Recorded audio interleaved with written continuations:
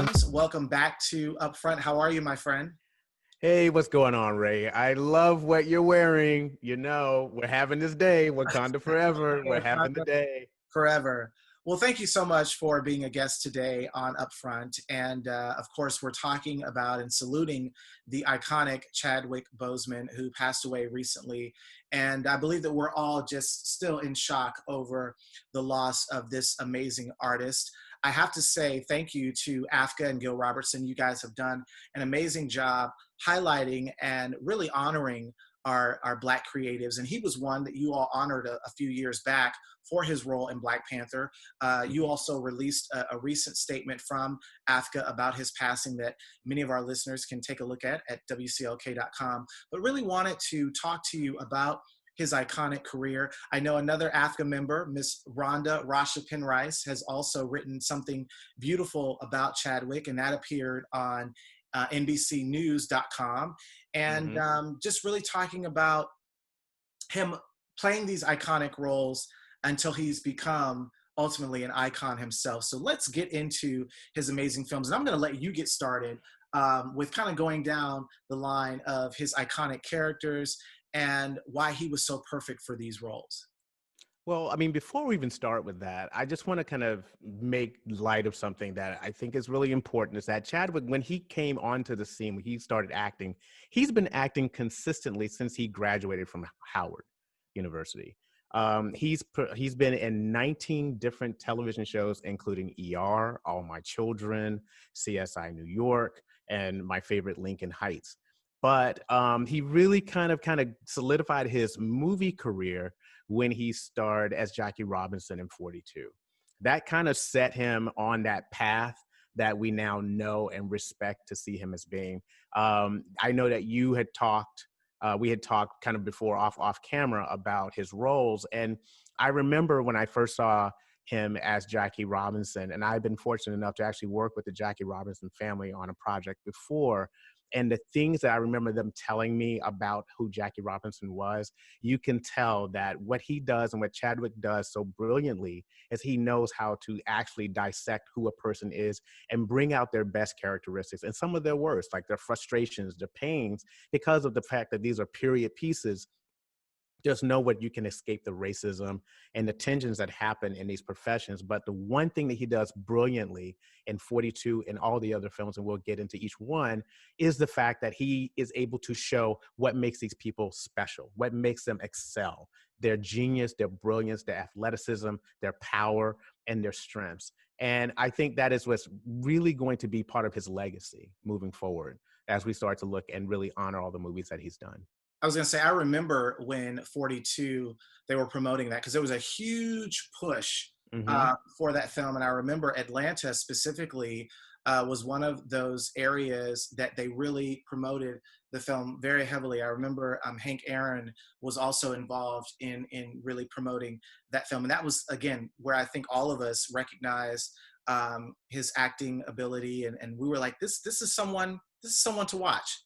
Yeah, And absolutely. right after that was Get On Up, the story of James Brown. And of course, in another segment of today's show, we're talking to Mr. Brown's daughter, Dr. Yama Brown, and just her experience with Chadwick. But his performance was exceptional.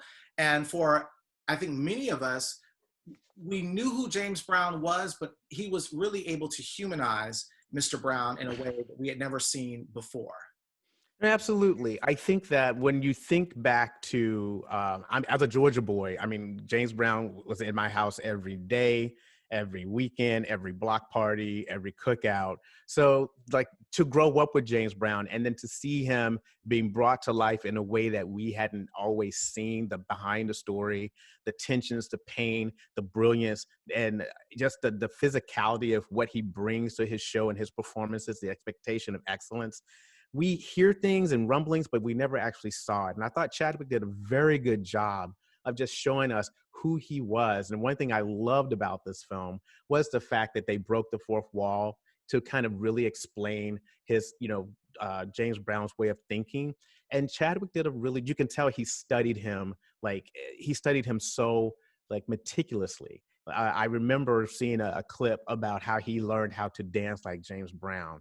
And it took him a minute, but once you get that rhythm, he was on. He's like, yeah, you just turn it on and he can do it. And I thought that was really, really fascinating to see. But it also, again, shows just how talented he was and how he committed to the roles that he was doing.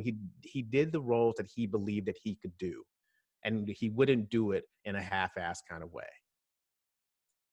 Let's get into Marshall, and that was a film based on a trial, and I believe this is a true story, a trial that This was, is a true story. Mm-hmm. yeah, by Thurgood Marshall, the historic Supreme Court Justice Thurgood Marshall. And there was some rumblings about his, the choice of them picking him because, of course, Thurgood Marshall was a fair-skinned man, and of course Chadwick was our complexion. I'd say a real nice cocoa chocolate brown brother. But I Uh-huh. think the essence of who Thurgood Marshall was so beautifully portrayed by Chadwick in this film. So let's talk about that one as well. Well, I agree with you. I think that when we talk about colorism, or we have like white actors discussing like, their portrayal in yellow face or red face, when they go outside of their roles, they tend to, there's not as much clamor. But when we in our own communities have these discussions about colorism, it was a thing. And there was a big rumbling about it. But I think what Reginald Hudlin wanted to do was really capture who Thurgood Marshall was. And I don't think there was another actor who could have pulled it off the way that Chadwick Boseman did. I thought it was a very important conversation about why it was important. And this is a film that is not primarily about Thurgood Marshall, remember. This movie is really about how the NAACP kind of goes into these communities and fights and advocates for people. And sometimes the people who are fighting and advocating don't look like us, which was the role that was played by Josh Gad's dad, Sam Friedman. That was a very powerful statement. And you needed someone like Chadwick Boseman who brings swagger to every role that he plays. Let's just be real. He knows how to pull out this energy that these characters have. Whether it doesn't matter what the color of their skin is, he's able to pull that character out. And when you listen to interviews of Thurgood Marshall, there's no way you can tell that uh, Chadwick Boseman did not study this man and get every beat down perfectly.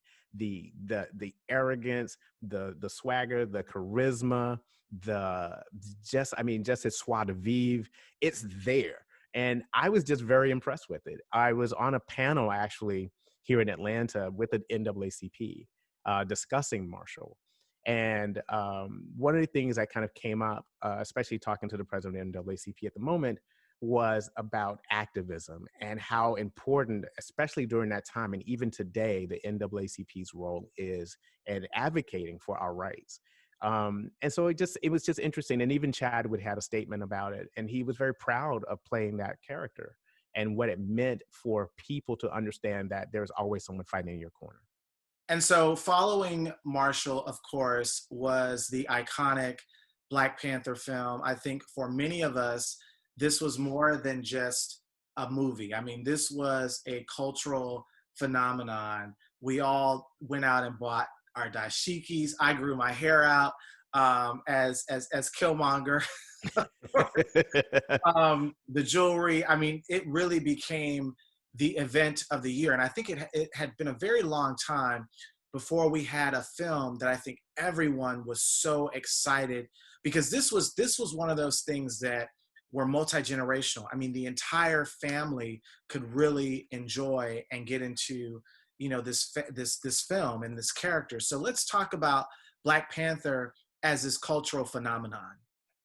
Okay. One of the things I thought was really interesting is when we first saw T'Challa, Chadwick Boseman's character, was in Captain America: Winter Soldier, and I remember in the theater when the Black Panther was fighting, people lost their minds, right? And so from that point, like the stock in Black Panther, the movie that we was rumored to come out, was everything, right? And it kept building up and building up and building up.